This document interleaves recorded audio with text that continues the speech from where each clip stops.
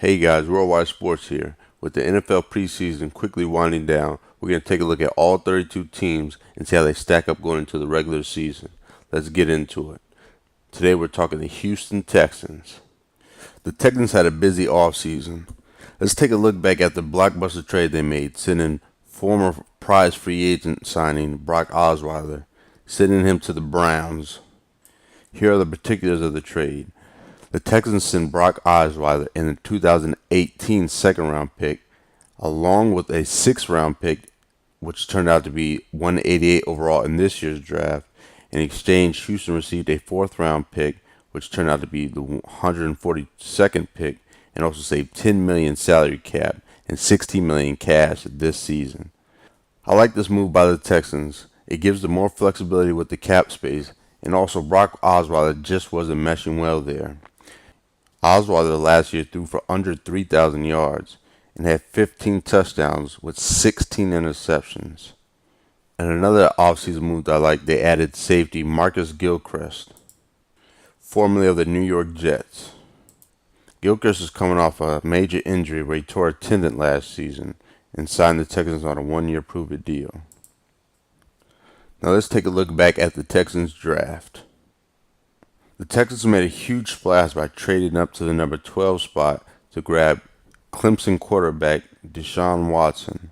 In the trade with the Browns, they gave up the 25th overall pick and a 2018 first-round pick. That's a lot to give up, so that shows you how much they value Watson and what they think he can, and that they think he can be a franchise quarterback. This was a high-risk pick for them, but if it pays off, they have the franchise quarterback going into the future. With no first-round pick or second-round pick in next year's draft, it's vital that they get this pick right. With no first-round pick or second-round pick in next year's draft, it's vital that they get this pick right. Now, Watson is coming off a college career where he played his best football in the clutchest moments, capping it off with a national championship trophy, getting revenge against the Alabama Roll Tide. With their second-round pick in the draft, they selected Zach Cunningham, the linebacker out of Vanderbilt. Cunningham is an athletic linebacker who balled out in the SEC his last 2 years. With their third-round pick, they selected running back Deontay Foreman out of Texas.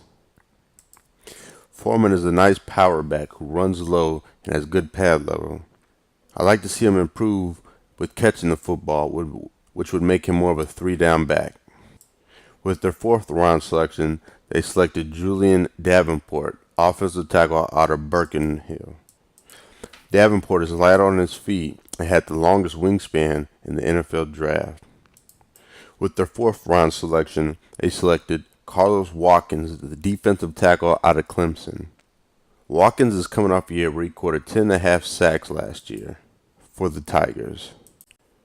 With their fifth-round selection, they selected Tristan DeKalb, defensive back out of Oregon State. Wrapping up the draft, they selected Kyle Fuller, the center out of Baylor. On offense, their offensive line struggled last year, and they had to play better no matter who's going to be the quarterback. Free agent pickup last year, Lamar Miller rushed for over 1,000 yards on the ground, averaging 4 yards a pop. They also have Alfred Blue as a complement, who had at receiver, they have the All-Pro DeAndre Hopkins, who they just signed to a 5-year extension. With a few players coming back healthy on that offensive line, it's going to be interesting to see how the Texans maintain. It's also going to be interesting to see how the quarterback battle pans out. Despite the injury to star defensive end J.J. Watt, the Texans still finished number 1 in defense in total yards allowed and finished 11th overall in points allowed, giving up just over 20 points per game. Looking towards the season, I feel like the Texans are definitely in contention to win their division. With the Titans coming on strong, it's going to be a battle to see who can take the crown. Bill O'Brien has won the division with mediocre quarterback play in the past, and I feel like he can do it again. I feel like he's one of the most underrated coaches in the league. I feel like the Texans are going to have a chip on their shoulder playing for Houston, who has been hard struck by Hurricane Harvey. I feel like they're going to put the city on the back, and that's going to be the extra motivation they need to lock down the division and wrestle it away from the Tennessee Titans. That's going to be a tough division battle this year, and I can't wait to watch it. Texans fans, let me know down below. Comment, subscribe. Keep it tuned in, guys. We got a lot coming. Worldwide Sports, we're out. This has been a Worldwide Sports production.